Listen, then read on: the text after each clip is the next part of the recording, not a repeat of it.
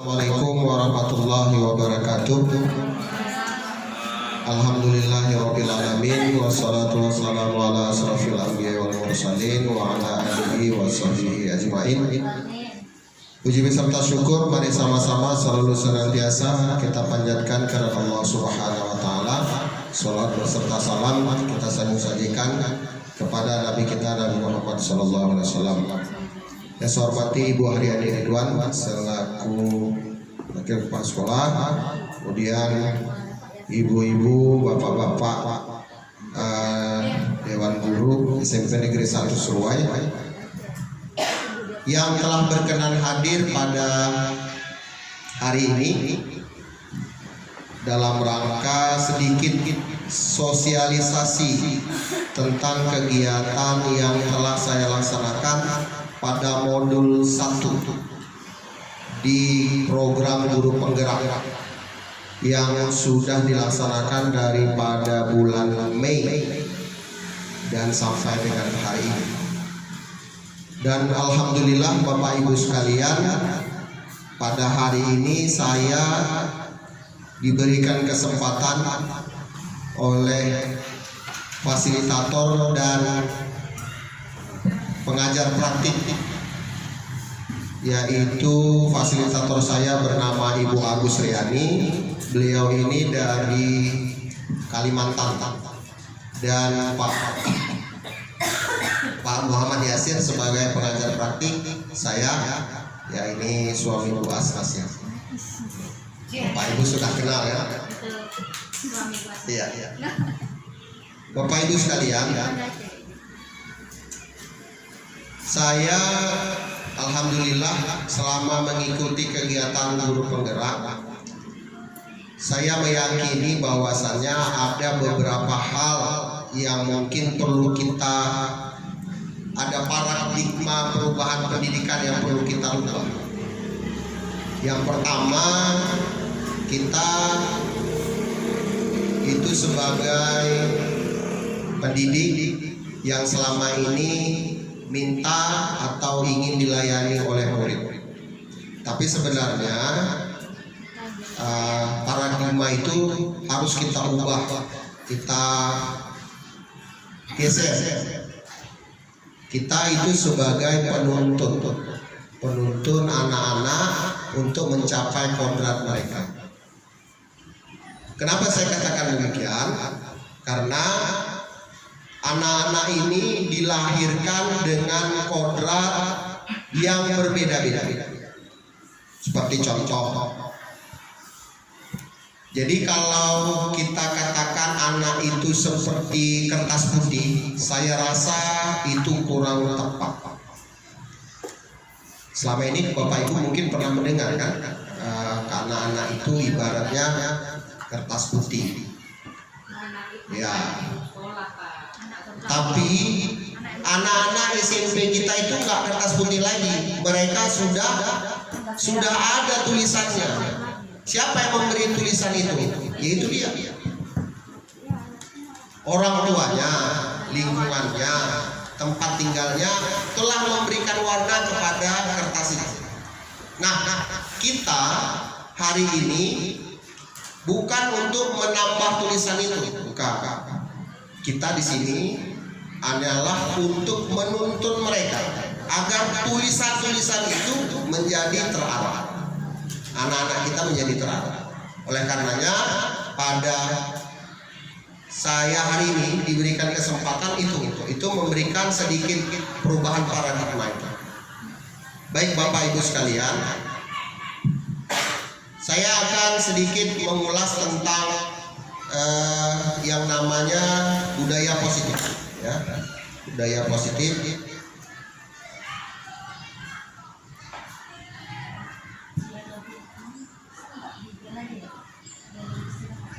Ya.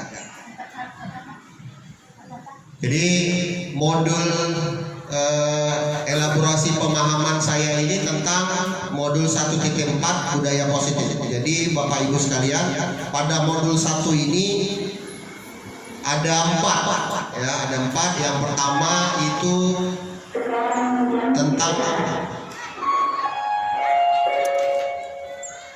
Ya, tentang yang pertama tentang guru penggerak, ya, perubahan paradigma guru penggerak. Kemudian itu yang kedua tentang kita itu sebagai peran dan nilai, ya, peran dan nilai guru penggerak. Yang ketiga visi guru penggerak, dan yang keempat budaya positif. Nah, saya dan kami guru penggerak ini berulang-ulang kali disampaikan, ayolah kita sebagai guru berupaya untuk menuntun murid untuk mencapai nilai dia, untuk mencapai kodrat dia sesuai dengan perkembangan zaman dan perkembangan lingkungan dia. Jadi kita tidak lagi meminta anak murid belajar dengan gaya kita, tapi kita mengupayakan agar mereka belajar sesuai dengan kondisi kodrat mereka, sesuai dengan lingkungan alam sekitar mereka. Saya contohkan begini, misalkan anak yang berdasar hidupnya di lingkungan seperti di lingkungan perkebunan. Nah, di lingkungan perkebunan mereka kan otomatis belajarnya ya tentang sehari-harinya tentang itu tadi, perkebunan, peternakan, kebun sawit, lembu, kambing. Nah, kita ajarkan mereka ya sedikitnya kurang lebihnya seperti itu. Ya, mungkin bahasa Inggris misalkan, ya tentang apa itu pohon sawit, bahasa Inggrisnya. Bagaimana cara prosedur teks menanam pohon sawit misalkan, atau prosedur teks memasukkan lembu ke dalam kandang. Misalnya gitu. Tarik. Ya, dalam bahasa Inggris prosedur teks seperti itu. Jangan pula mereka nanti ketika ada datang wisatawan misalnya dari Australia atau dari Amerika ingin mengetahui bagaimana cara masukkan lembu dalam kandang, tapi nggak bisa menjelaskan. Tapi karena Mem Lela tadi sudah menjelaskan prosedur teks masukkan lembu dalam kandang, insya Allah. Atau contoh menanam apa misalnya, menanam sawit, prosedur teksnya gitu. Nah, bagaimana ini kita upayakan untuk di dalam kehidupan kita. Nah, budaya positif ya, saya akan highlightkan tentang budaya positif. Baik Bapak Ibu sekalian, kami di sini ada konsep pendidikan Ki Hajar Dewantara ini dihubungkan dengan konsep budaya dan lingkungan positif di sekolah yang berpihak pada murid. Nah, ini highlightnya berpihak pada murid. Jadi murid kita mulai bergeser di mana murid itu tidak lagi dicekoki atau disumpali dengan hal-hal yang tidak bermanfaat untuk mereka. Seperti contoh, misalkan begini. Misalkan anak murid tidak mengerjakan PR, salah. Tapi kita suruh dia membersihkan WC. Jadi tidak ada relevansi dan korelasinya antara PR-nya dengan membersihkan WC.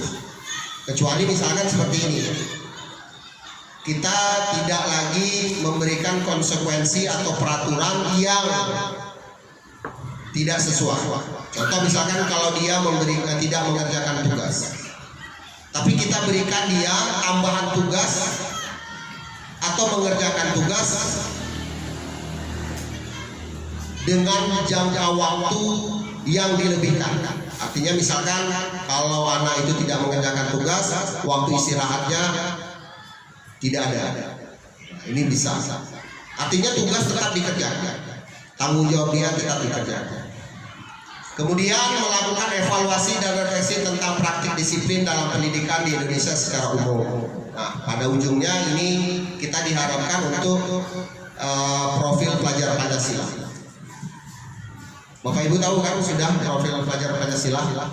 Nah, ini ada beberapa aspek dari profil pelajar Pancasila. Nanti kita akan kuatkan ini. Kemudian sebagai guru kita membangun budaya positif dan menerapkan disiplin positif dalam berinteraksi dengan murid. Mohon maaf, jadi kita tidak lagi menggunakan bahasa monyet misalkan, atau bahasa boneng, atau bahasa mama kaulah gitu, atau bapak kaulah gitu. Nah, ini interaksi dengan murid. Kita tidak lagi nanti bertindak sebagai, mohon maaf, penghukum, marah-marah, ya, tidak seperti itu. Tapi kita berupaya untuk bagaimana kita sebagai manajer dan pemantau. Nah, Bapak Ibu, kira-kira ini pertanyaan, hukuman yang dapat mendisiplinkan anak kira-kira apa?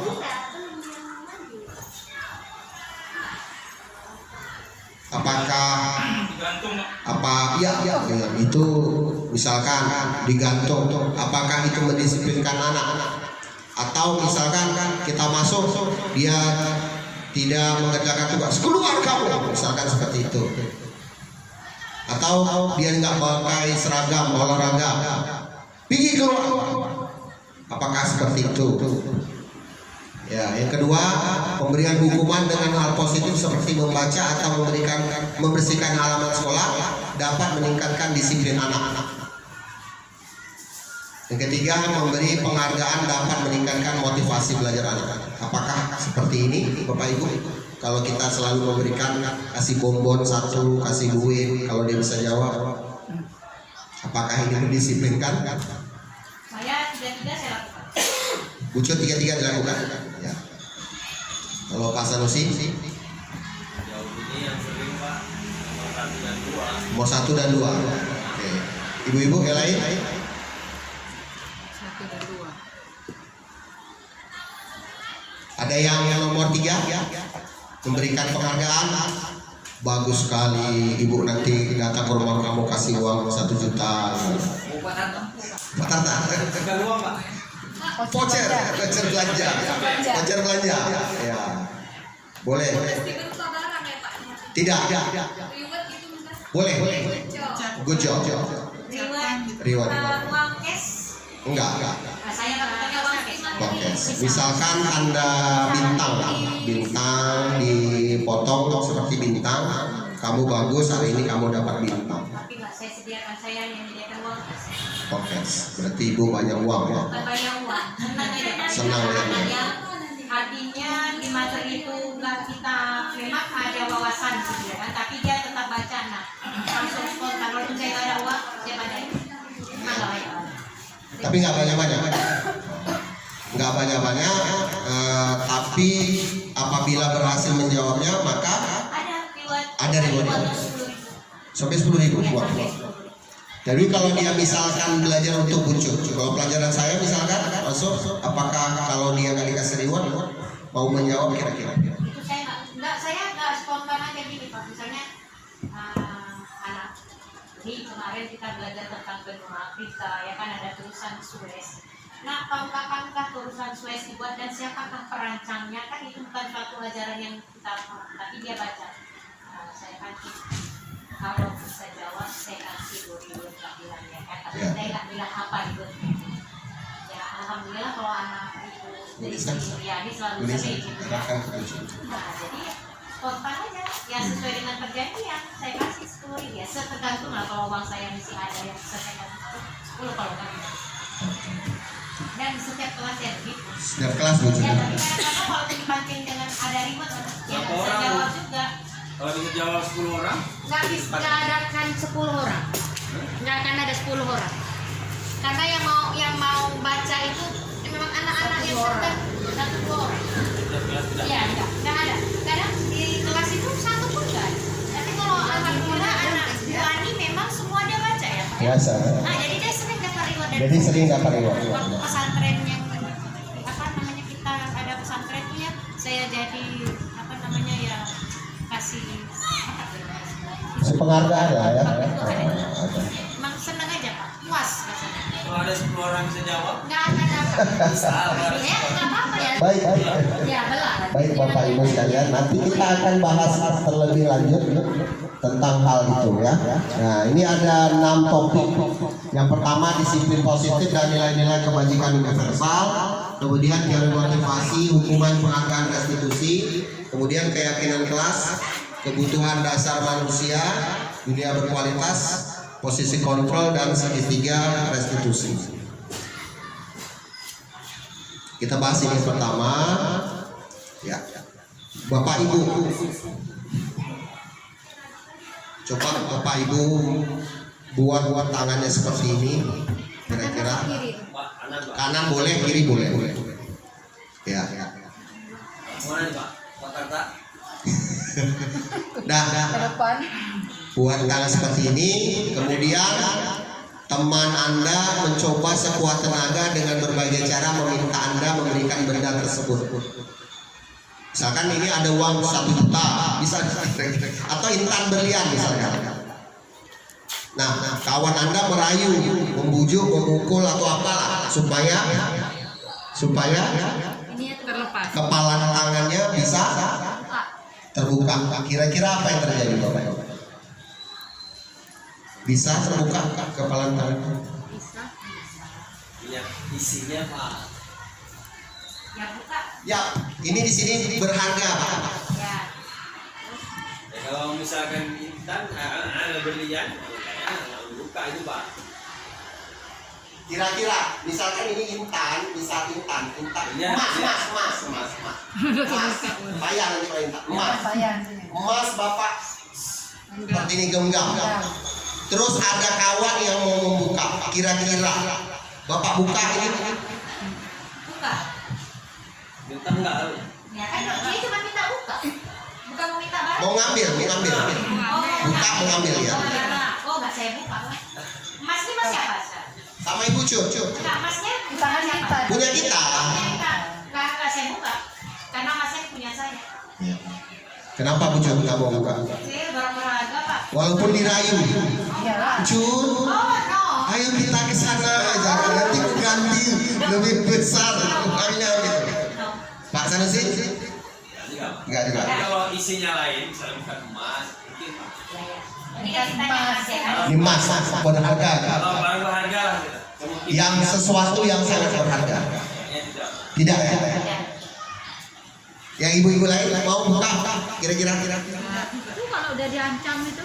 Hah? Kalau dia diancam dengan ditembak? Oh, sama itu bukan. Itu bukan. Oh itu bukan. Kalau ceritanya nggak pakai. Enggak, di sini ceritanya di sini. Mengancam. Mengancam. Semua bahasa itu. Ya, pokoknya sangat murah. Pak, Buka lah. Kalau saya buka. ya pernah digini. Saya sudah benar Saya gitu. pernah digini senjata. Ini kalau saya udah buka. Hanya sekedar perkataan mengancam, alam bukannya kan beda. Ya. Ya. Oke. Dan saya tetap nggak buka, walaupun ada cuma sekedar ancaman. Kalau bahasa, kalau bentuknya Nyata. tindakan, jangankan ini jantung atau Nggak ada tindakan. Alatnya aja nggak ada, cuma kalimat itu berarti. Ya.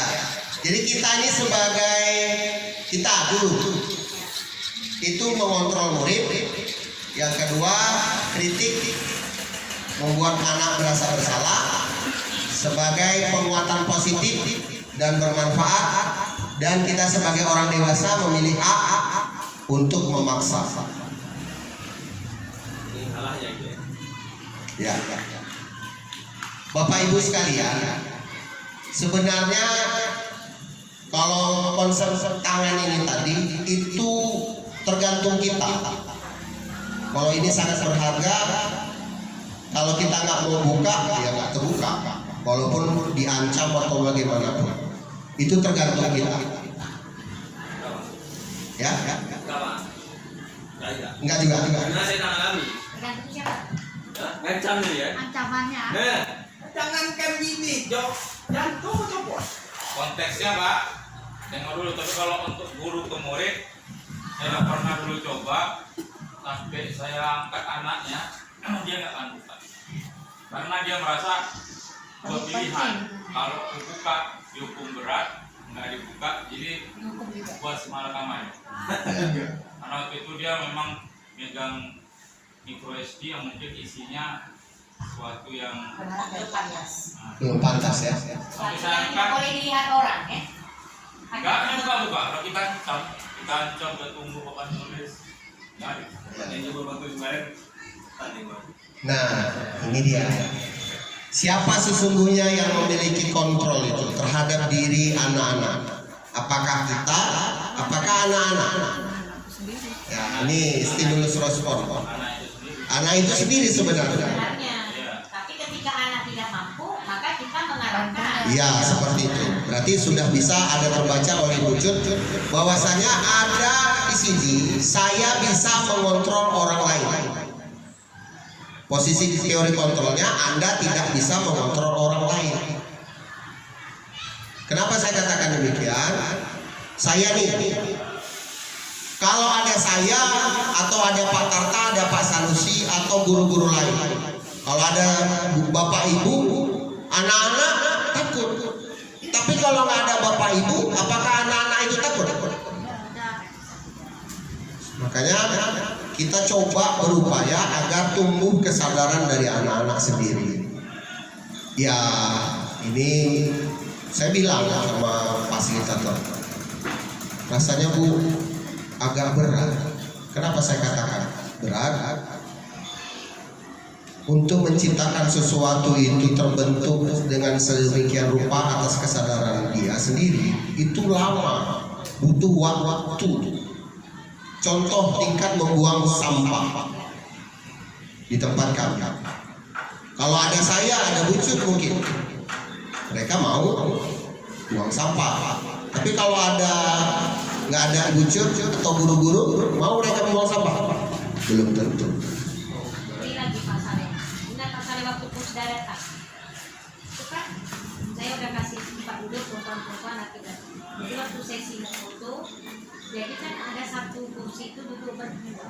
Saya yang mau bilang, saya cuma bilang, tolong pindah sesi foto biar lebih cantik. Tempat dia nggak ada kita. Tapi karena ada tamu, kalau nggak, itu nggak sah. Kayak mana tuh? Bagaimana kita nggak mendisiplinkan anak dengan hukuman kan?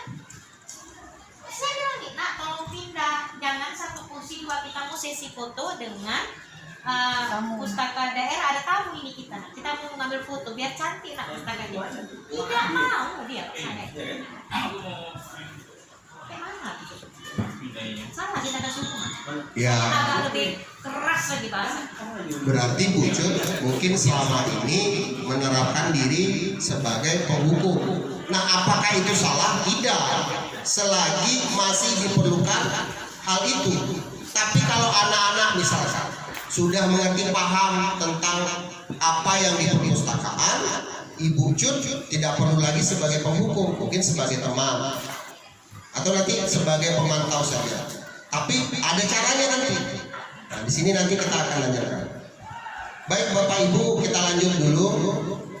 Nah, ini yang diberikan kepada saya.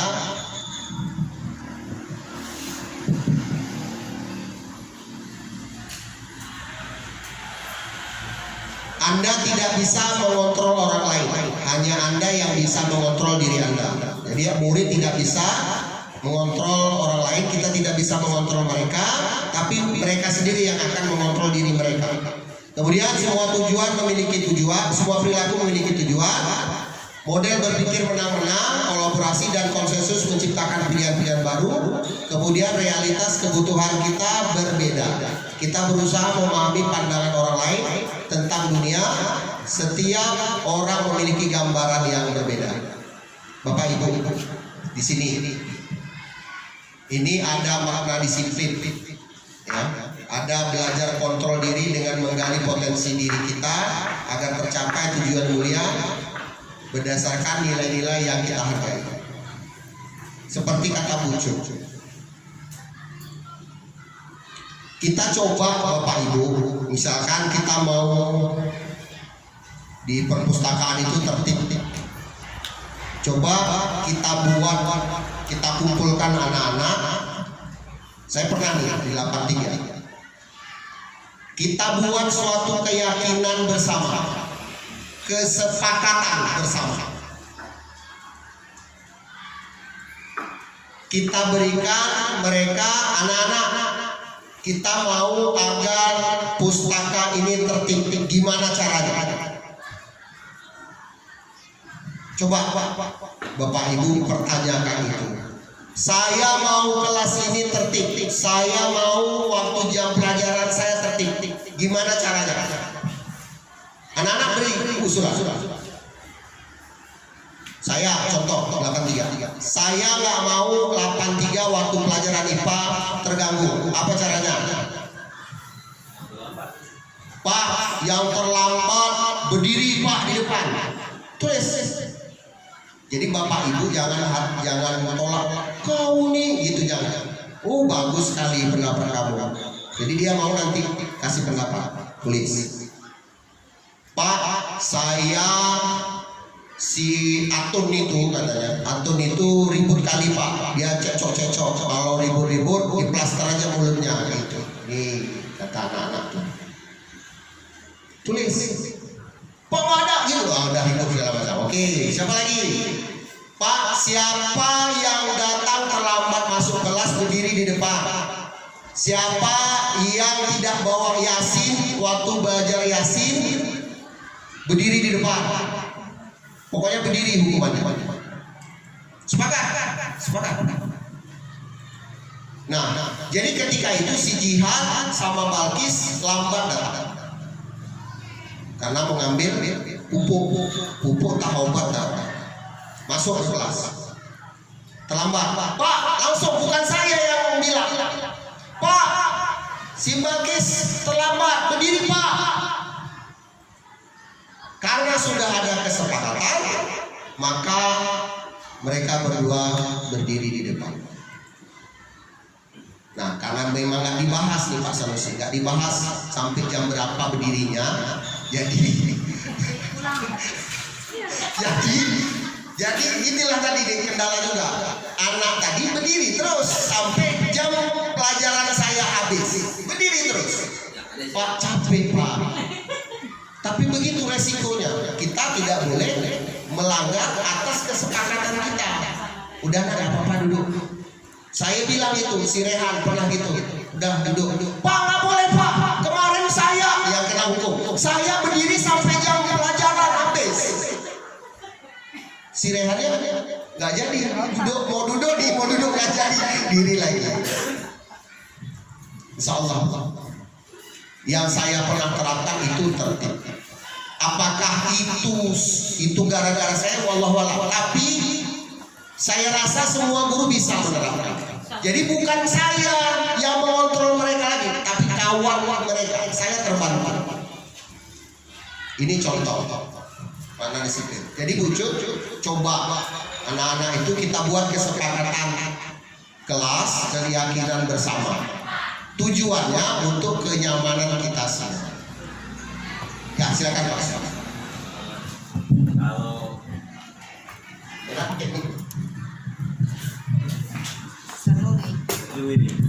terima kasih. Begini Pak Saleh. Kalau untuk mana disiplin tadi ya, yang pernah saya buat ini mungkin sudah berjalan 2 tahun. Terutama kalau memulai baca Yasin, saya buat kesepakatan dengan anak dari 91 tempo tahun lalu. Saya suruh pilih anak-anak 2 orang, 1 laki-laki 1 perempuan. Jika yang laki-laki tidak bawa buku Yasin, maka yang laki-laki sebagai eksekutor langsung. Ya Pak, saya suruh tarik kupingnya kiri kanan sampai bunyi. Kalau dia tariknya pelan, saya tarik kupingnya eksekutor. Tapi alhamdulillah, kalau seminggu pertama karena masih adaptasi, minggu kedua adaptasi, yang ketiga insya Allah bawa semua. Nah, yang jadi masalah nih Pak, kalau buku Yasin mungkin berhubungan dengan agama. Misal di olahraga harus berpakaian olahraga. Nah, yang jadi masalah anak yang selalu tidak berpakaian olahraga itu saja orangnya. Jadi hukumannya memang sudah disepakati. Dia kalau Bapak berdiri di depan kelas, kalau saya berdiri di lapangan, dia tidak boleh ikut kegiatan sampai berakhir pelajaran.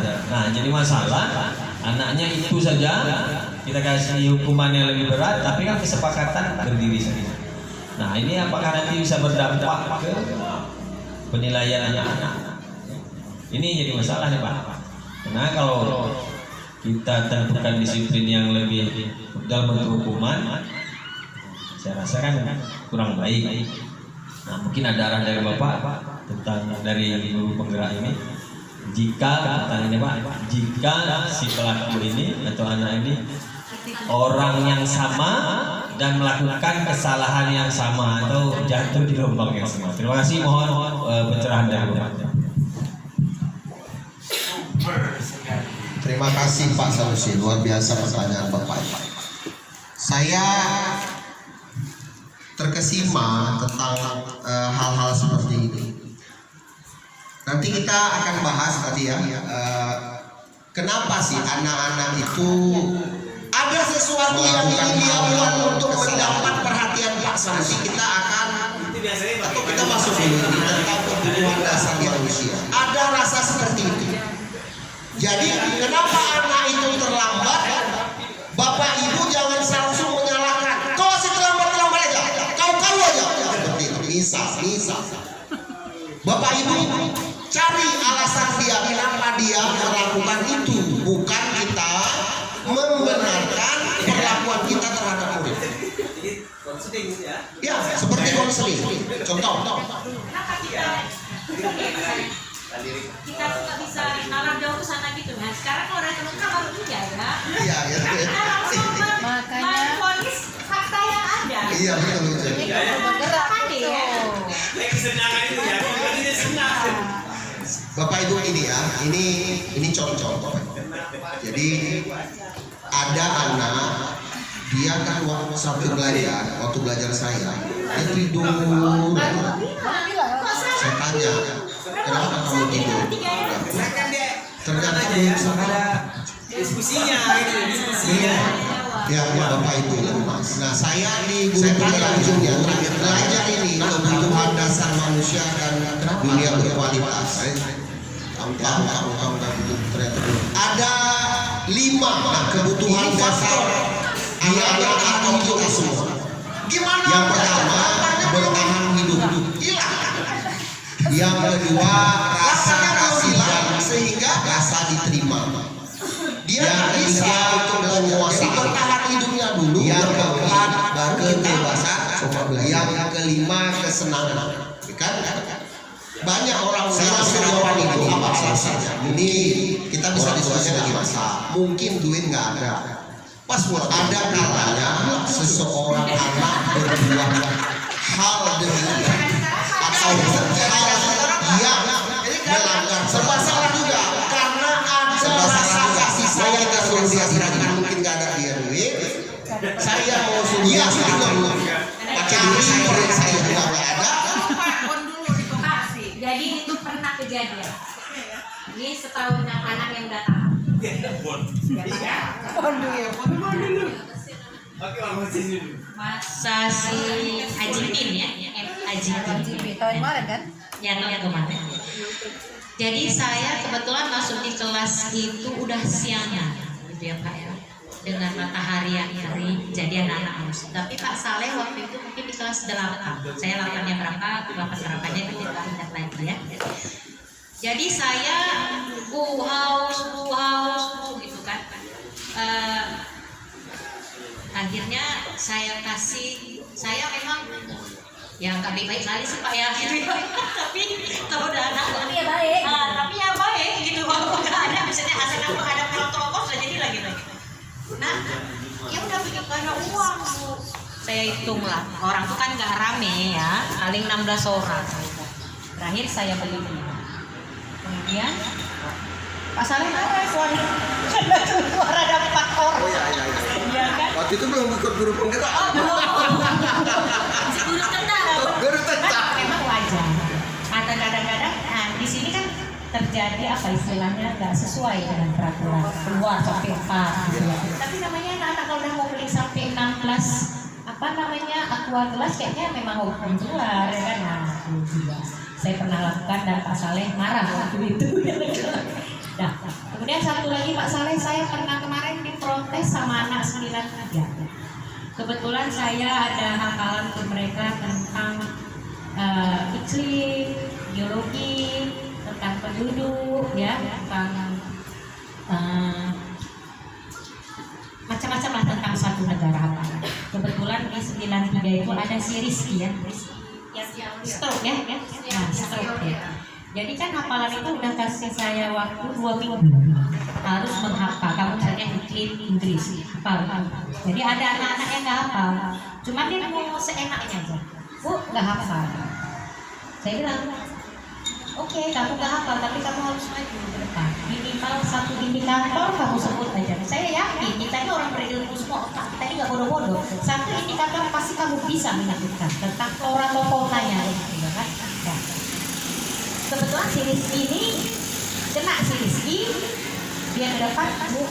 Ada juga anak yang merasa gini, Bu, saya nggak datang. Oke, kamu berapa hari nggak datang selama 2 minggu yang saya pakai? 1 hari. Ya terus yang lainnya kemana? Nggak bisa kamu bertanya sama teman-teman ketika kamu 1 hari itu nggak datang, nggak bisa kamu bertanya apa pekerjaan di sekolah. Maksudnya prosesnya agak panjang.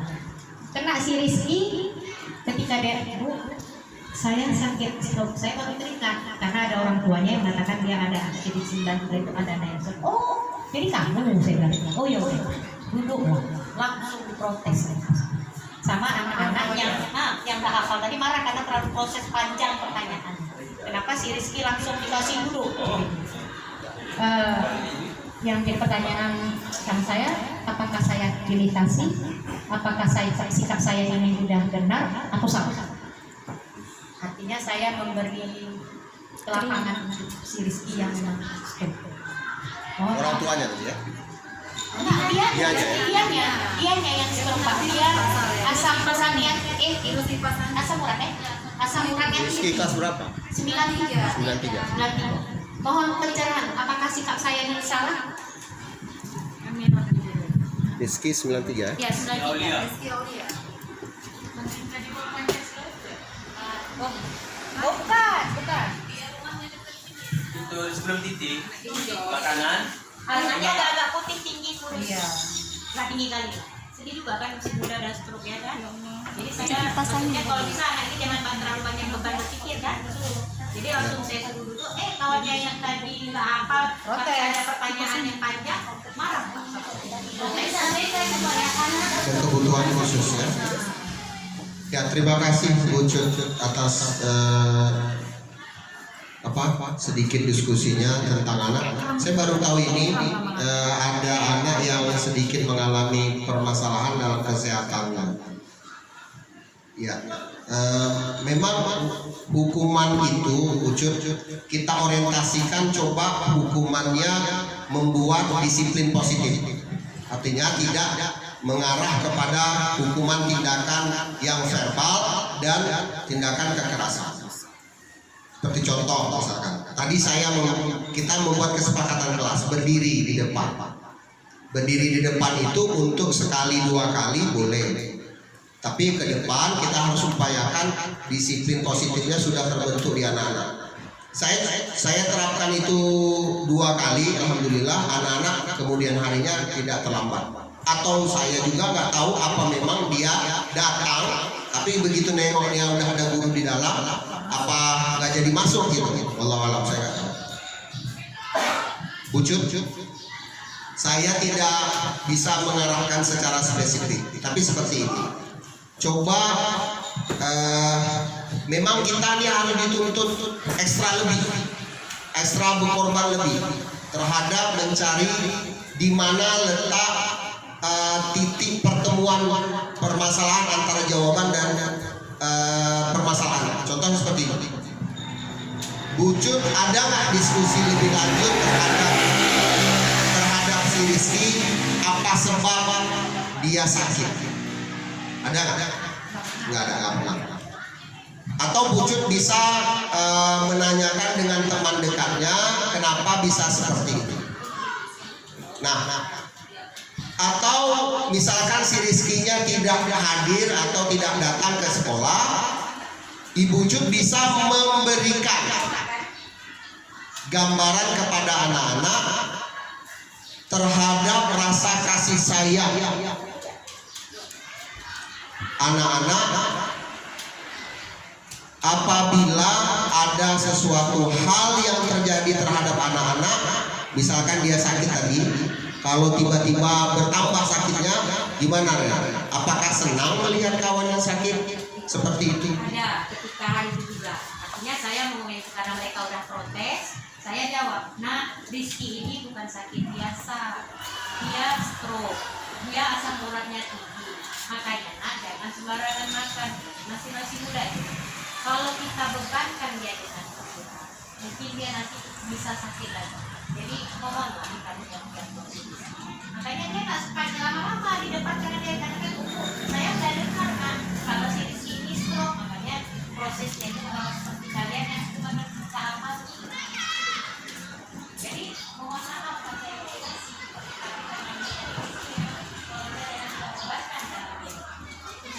Atau bisa validasi kebutuhan.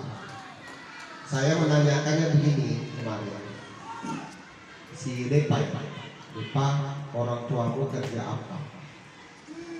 Begitu saya tanya itu langsung nangis.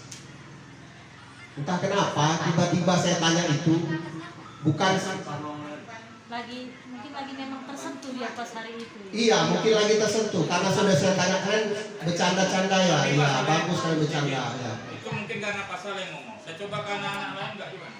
Berarti pasalnya ada bisa menurut membawa pasalnya itu hal ya. begitu ngomong mungkin orang tersentuh. Enggak semua. Enggak, bukan gitu Pak Tata. Saya yakin Pak Tata bisa juga, tapi kita coba latihan. Yang penting ngomong apa kerja ayah kamu. Waktu anak-anak udah stabil identitasnya, udah stabil, udah iya Pak, tadi lagi bercanda. Begitu dia bilang itu kita masuk.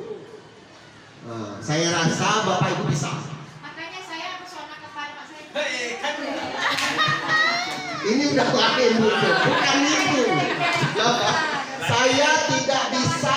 Saya terus terang saya bilang, ini nggak ada kelebihan apapun. Nggak ada itu nggak ada. Saya yang penting begini Bapak Ibu. Anak saya yang tua aja. Kita coba berupaya agar begitu identitas anak stabil, kita masukkan validasi kebutuhan kamu tuh. Kira-kira kamu nak mau jadi apa besarnya? Kira-kira nak nanti kalau kamu sudah punya pekerjaan, apa yang kamu lakukan? Boleh seperti itu tanya. Kira-kira misalkan ada kawan dekat seperti ini apa? Kira-kira nanti mau di saya minta maaf ya, kemarin itu saya tanya apa nanti Ikram kalau kamu udah kerjaan nanti mau kasih kerjaan sama si Depan atau besok hari Senin bawa duit mau kasih jajan untuk si Depan itu ini nilai apa yang bisa kita sepakati. Mulainya tidak harus dari validasi kebutuhan, boleh yang situasi. Ya boleh dua tapi tetap dari stabilitas identitas. Mulainya dari berstabilitas. Stabilitas dua ketiga boleh atau tiga-tiganya boleh. Kalau maksudnya urutan yang disarankan. Urutan ini bukan disarankan, urutan memang harus dari stabilitas identitas. Nomor satu. Nomor dua validasi kebutuhan. Dan ketiga menanyakan keyakinan. Itu sarannya, boleh juga. Karena berbuat baik sering mengerjakan tugas wujud. Kenapa? Karena diiming-imingi oleh wujud ekstrinsik, bukan dari dalam diri dia. Misalkan kalau dari dalam diri dia, aku mau ngurus baik-baik, tambah lagi bisa menjawab pertanyaan. Kumpul tuh. Bagus kan. Panas-panas, air dingin, enak nih. Berapa Bu? Enggak Bu. Amit ya. Bisa menurunkan konsen. Bisa. Coba Bucut. Tadi kan di awal 5 menit. Enggak dijawab. 10 menit enggak dijawab. Begitu Ibu Cut keluarkan uang, anak-anak kan tahu pasti keluarkan duit. Itu kualitas. Tapi memang kadang-kadang kalau memang kakak ya nggak juga berusaha. Gratis ya. Nggak cukup memori ya. Bapak ada harus beli HP dengan RAM yang besar dan memori yang besar. Dan 45 menit berarti Ada saya. di pegadaian Pak. Udah 40 menit berarti saya ngomong. Baik Bapak Ibu sekalian, itu karena 40 menit tadi ya. Kalau sama kayak itu, lanjut aja. Lanjut aja. Iya, nggak usah penting. Udah nggak apa-apa. Saya nanti minta filenya ya. Baik Bapak Ibu. Nah, ini tadi ya. Bukan capek. Ya. Jangan capek. Ini Bapak Ibu saya pengaruh jangka pendek dan jangka panjang. Ya, penghargaan menghukum, penghargaan mengurangi ketepatan, penghargaan tidak efektif, penghargaan merusak hubungan. Ternyata ada wujud penghargaan merusak hubungan. Kenapa saya bilang penghargaan merusak hubungan? Contoh, Pak Saleh itu asing ke Jakarta aja, misalkan. Kami nggak pernah memang Pak Yasin tuh ke Banda aja. Kami ngajar-ngajar. Kami pontang panting di sekolah. Itu reward penghargaan. Si Pola nggak dapat duit, aku nggak. Bu Cutur kenapa sih ngasih duit aja? Kan yang lain ya jangan dia aku. Enggak seperti itu. Jadi boleh, artinya penghargaan itu bukan tidak boleh, tapi tidaklah menjadi unsur utama kita dalam melakukan proses belajar pembelajaran. Iya, boleh, nggak masalah. Saya bukan bilang tidak boleh ya, Bapak Ibu sekalian. Saya sebenarnya kan sengaja langsung menyampaikan, bukan hanya sekedar memeriksa. Tapi kayaknya anak kita nggak tergerak loh, Pak. Tergerak kan? Masalahnya itu dia, membangun motivasi tadi. Cuma dia komentar aja, ibu ngapain gitu kan? Kenapa ibu yang nyapu? Bantu nggak juga? Bantu nggak juga? Menurut ibu, daripada anaknya lewat aja nggak nanya seperti itu, mana lebih bagus? Dua-dua nggak bagus. Yang satu ngejek namanya. Yang satu saya kerja ditontonin kan ngejek kali dia Pak ya. Orang nendang saya, kita nyapu ditontonin. Ini rasanya kesel kali itu. Karena kalau saya yang pertama yang nggak bisa sabar kan. Nggak bisa sabar dan kurang bersyukur lah. Yang keempat, saya akan menjadi abang seperti apa setelah mengikuti modul. Ya, yang jelas Bapak Ibu mau jadi pembuku, memberi rasa bersalah, teman, memantau atau manajer? Manajer. Manajer ya? Manajer. Ya. Itu punya Pak Denny kan itu. Ya, kita semua harus sebagai manajer Bapak Ibu. Dalam posisi kontrol sebagai Cocok manajer pustaka. ya. Manajer. Bapak Ibu demikian sedikit arahan dari saya. Semoga kiranya apa yang saya sampaikan hari ini dapat menjadi pencerahan untuk kita semua. Bapak Ibu, terima kasih luar biasa atas kesediaan Bapak Ibu hari ini duduk di sini mendengarkan sosialisasi tentang materi saya. Yakin dan percaya ya. Satu belum terjawab. Apa? Tadi lucu. Pada saat saya senang Bapak. Bapak kan harus yang paling bawah itu. Segitiga Nah, stabilitas. Bapak buka tadi. Stabilitas identitas. Nah, Jadi kan itu kan udah terkesima dengan Bapak. Cuma kan tangga Bapak nggak masuk. Berarti belum berhasil Berarti Pak. sama dengan anak kelas 7 tadi yang terpesi Mama Bucu. Belum ada tanggapan Bapak nih. Itu kelas 7 juga itu si Akbar udah cari itu Arian. Bapak Ibu, yakin dan percayalah apa yang kita buat hari ini berlaku untuk diri kita sendiri. Saya itu percaya sekali. Ketika hari ini kita mau berubah, berarti perubahan itu baik untuk kita. Saya merasakan seperti itu, ya. Saya itu kepingin menjadi orang yang terus berubah dan berubah menjadi yang positif tentunya. Ya Bapak Ibu, kawan-kawan saya ini bukan saya mau bagi-bagikan. Mereka mengeluh semua. Ketika ada sosialisasi seperti ini, biar aja dulu pengeraya, apa urusan kami itu. Ada seperti itu. Tapi alhamdulillah saya Kita memang Itu tadi Pak Saleh, itu karena karisma Pak Saleh. Masuk buat aku tak lagi. makanya nggak salahnya kalau kayak gitu kan tak pudar ya kan. Saya kan Bapak Ibu senang kali memang luar biasa di SMP 1 Surabaya. Jadi ketika saya melakukan seperti ini jadi tambah semangat gitu. Ketika dibilang lagi kawan-kawan, Udah apa enggak dia. udah Bapak Ibu. Jadi ketika saya melakukan ini, kawan-kawan ngeluh kayak gitu di sekolahnya, saya bilang kok kayaknya di sekolah saya nggak gitu. Padahal Pak, Bapak belum ngasih tapi dari saya menggambar Tapi kayaknya nggak seperti itu lah. Cuma memang beda Pak Saleh. Karakter di sekolah kita ini memang kita saling membantu. Luar biasa, kita Luar sudah. biasa. Iya. Termasuk saya yang baru jadi pembina Apalagi Bapak OSIS. jawab tadi itu. Kalau menghadapi kegiatan apapun, kawan-kawan Saran dan Saran. dukungan tetap ada. Makanya itu. Kita lah. Oke, tepuk tangan untuk kita semua. Terima kasih. Alhamdulillah ya Rabbil Alamin. Bapak Ibu, saya ucapkan luar biasa kepada Bapak Ibu. Terima kasih atas atensi dan perhatiannya. Sekali lagi, saya mohon maaf apabila ada kesalahan. Maaf. Tapi Bapak Ibu, kita berupaya sebagai terus melatihan ya. Saya tidak bisa menjawab 100% dengan kepuasan Bapak Ibu. Wah, jawabannya kurang. Tapi kalau Bapak Ibu mau lebih puas lagi, action sendiri. Terus Pak kasih di mana kalau bisa sampai ke manajer saya kasih. Demikian. Wabillahi taufiq wal hidayah. Assalamualaikum warahmatullahi wabarakatuh. Waalaikumsalam warahmatullahi wabarakatuh. Oh, ada undangannya. Ini Lihat, datang ini Kota ipar-iparnya. Turutannya ya. anak abang ipar. Anak abang ipar.